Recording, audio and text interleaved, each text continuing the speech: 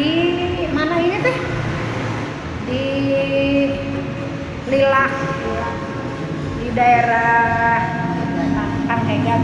Ini menunya hari ini rawon sapi, pasti sapi. Terus sama gado-gado, terus aneka kerupuk. Terus ini ada Bu Teti, ada Bu Yayu, terus aku sendiri. Nah, ayo kita menikmati. Coba, Teh Teti, ayo kita bareng-bareng aja. Wow, rawon. Rawon ini seperti ini, jadi ini makanan khas Jawa. Dia pakai koluak.